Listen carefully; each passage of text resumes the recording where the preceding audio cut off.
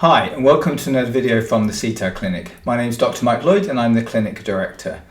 In this video we're going to be revisiting a topic that I looked at some time ago about denial. I'm going to make it a little bit more general because this is going to be about denial in dissociation as a thing that is very, very commonly experienced by very many people. And in a way we accept that dissociation implicitly means that denial is going to be present because that's really what dissociation is all about.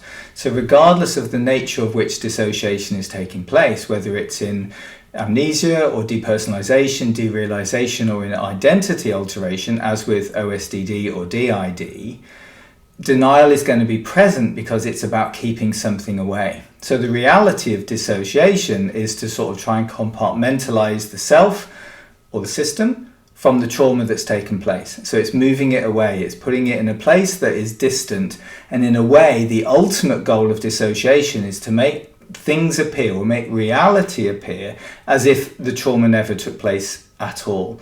So people with a great deal of dissociative amnesia, for example, experience denial in the biggest possible way. It's not that they are denying anything, it's that the brain is creating a system of denial to remove the trauma away from everyday experience in order to be able to just sort of manage and get on with everyday life.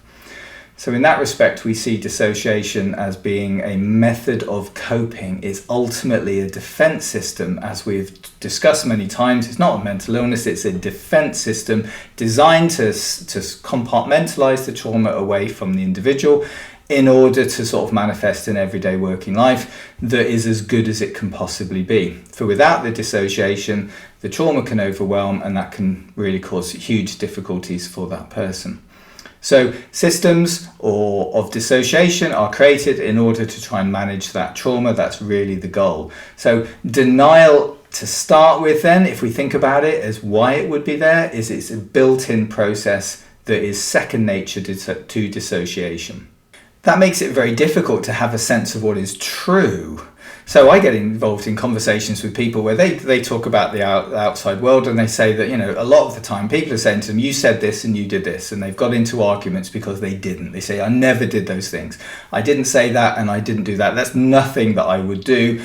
And yet the evidence for it appears kind of incontrovertible, is that people are saying, well, I saw you, I heard you, lots of people said that you did, therefore you did. So the act of saying I didn't do those things is correct for that person or that part, because they have no awareness of what is it that's going on. So in a way they're denying something that is true because they believe it was not true. Only when they really get into the fabric of dissociation do they sort of like come to the conclusion that maybe I'm doing or saying things that I don't realize, and me denying them is just sort of playing into the hands of the dissociation. It's going to create me a lot of grief. And what those folks end up doing is they say, yeah, I'm sorry, I did do those things. I just don't, either I don't remember it, or they just shrug their shoulders and go, well, that's that, So denying something is about saying that something is not true. Now, it may feel as if it's not true. It might feel as if the trauma is not true. It may feel that those everyday life events that are taking place, the confrontations, the disagreements, the arguments, the relational, the work, the education stuff that's going wrong, it might feel as if those are not true, and therefore denying it would be common sense.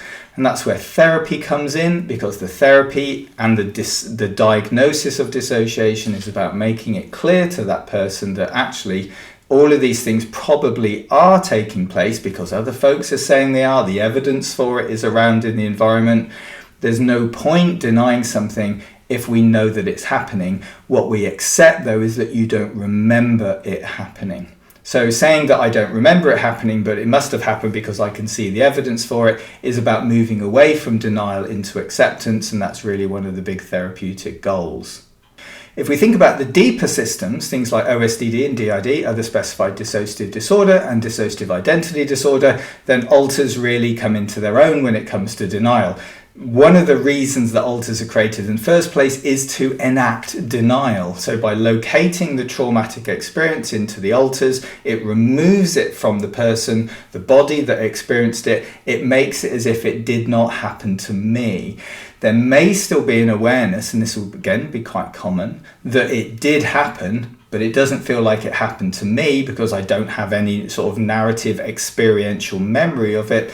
So therefore it kind of didn't happen at all because it's nothing to do with me. You can put your hands up, walk away and say, hey, it's not my problem, the alters, they hold that, it's up to them. So that's a form of denial that, again, it seems to make sense because that's what it was designed to do, is that it allows one part to exist while another part holds the trauma. Therefore, the part that doesn't hold the trauma denies the act of the trauma. Because if they didn't, then they'd have to bring the alters close, and then they'd have to bring the trauma close, and that's where the phobic avoidance sort of breaks down. The dissociation is designed to keep the trauma away. So denial is part of the process of maintaining that distance between one part and another. And it's a funny thing because if somebody's going to be diagnosed with dissociation, implicitly within that information is that something must have happened to have caused it. We don't dissociate for no good reason. Now, we can daydream and we can sort of lose contact with the world around us from time to time. Those are natural parts of life. But to actually dissociate on a level that causes all the criteria of the diagnostic setup to be met, something must have happened to have caused that. We don't dissociate for no good reason. What we should never do is make an assumption on the nature of the cause. So we should never say, oh, because you've got DID, therefore you're abused, because that simply isn't true for a lot of people. It is for some, but it isn't for everybody.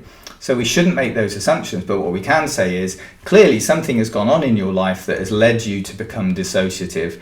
And therefore, even if you don't remember it, even if you don't know it, we know that something's there. The goal really is to try and figure it out and work it out from the evidence available and from the internal information that we can access, not from making guesses or assumptions.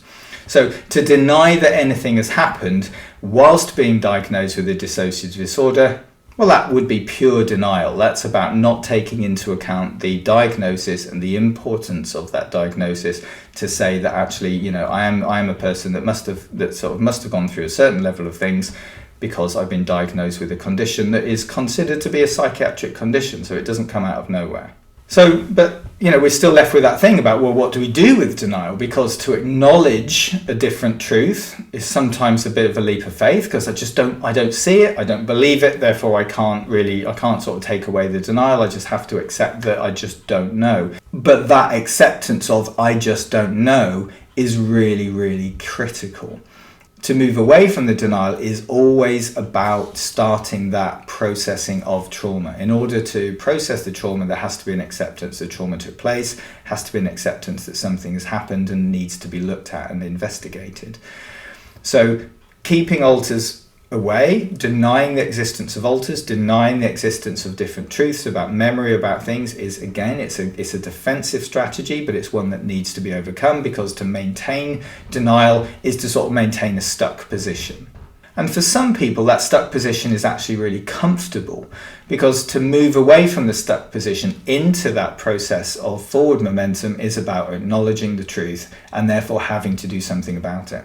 And for some people, taking on responsibility is a great pressure and a great burden, and that is something to be denied. I just don't want to do it. So a lot of people don't come into therapy because they know that therapy means it's going to open a load of doors that they don't want opened.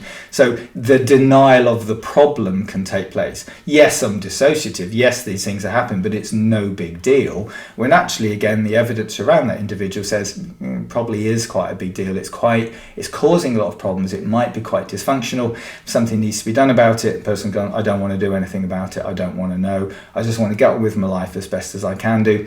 And that can be really tough for people, but it is understandable why some folks would want to do that. And if they do, they do. That's absolutely fine.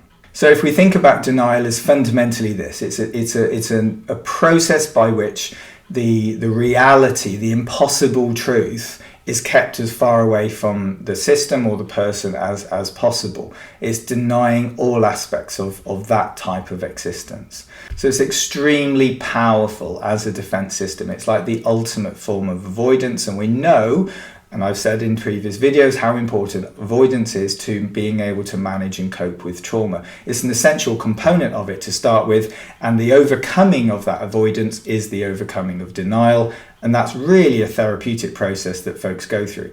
I think it's always best done within therapy, but not everyone's got access to that, so it's something that's a little more broad-ranging and people can work it in different ways. One last thing I think to bring in is that for a lot of people with denial, there's a sense of self-blame and the fault being located within me. The problem's mine. I don't really need to deal with things. It's just me. This is how I am. I'm kind of broken. I'm useless. I'm weak. I'm stupid, whatever it might be. It's my fault that all of these things have taken place. It's my fault I'm dissociative because I'm not good enough. And that is a denial construct in of itself. That's about not putting the responsibility for what caused the trauma into the outside world and managing everything within the self. And that can lead to great difficulty for people, but it is a protective system. It just means that everything is located on the inside. Alters can get blamed. There can be great anger towards the dissociation as if it's their fault. And as we've looked at with action systems, we realise that the action systems, what alters are doing is really all about trying to manage and cope with that trauma. But you can make it all about the alter's fault. You can make it all about your own fault. And that disables that need to go off and sort of try and dig into the trauma. So again, self-blame and self-fault are part of just holding everything inside, keeping the real problem, the real issue, as far away from yourself as possible. So it is a very important factor in denial. So ultimately, we know that denial is built into the fabric of complex trauma and dissociation. It's there to keep the impossible as far away as you can. It's there to change the reality. It's there to change truth. It's there to compartmentalize, hide, move away, ultimately just to try and survive. That's all denial is about. So when we approach denial therapeutically, we have to be very careful. We have to be very cautious about it. It's no good just saying to an individual, hey, well, it did happen, accept it. That's not going to work. We have to approach this looking at denial as a mechanism for defense and look to what we can do with that and look how we can rebuild that whole defensive structure so that denial is no longer necessary. It's a substitute type of therapy. In order to change the nature of denial, we have to bring something equally as good in that might take a long time to build and be successful. So we have to be patient, we have to be thorough, we have to be understanding about approaching this in therapy. And what I suppose we're talking about is that the first thing to do is acknowledge that denial exists. And that to be okay. It's not a judgment, it's not a blame thing, it's just a necessary component of survival. So yes, you have denied that a load of things have happened, you've denied the diagnosis, you've denied the dissociation. It's time to start reworking that a little bit into a gradual form of acceptance to be able to at least acknowledge, to say, yeah, I have dissociation, I have gone through difficult things in my life and I am dissociative, or we are dissociative. So that is the first step that we take, and that's really the therapeutic goal, to try and start working out how to move towards the trauma safely, and that's what phase one of the whole treatment model is about. If you think about that stability thing, it's often about overcoming that denial and movement towards acceptance of a thing. So that's what we approach. So I hope that this sort of review of denial and dissociation has been useful. It's a massive, massive subject, and I think we'll continue coming back to it. And subscribers, wonderfully, thank you very much that you ask questions and you give examples of these things, and that gives us some sort of information with which to structure some of these videos about. So I'll keep reading the comments. Please do keep sharing and subscribing to the channel, and obviously the content will keep coming out.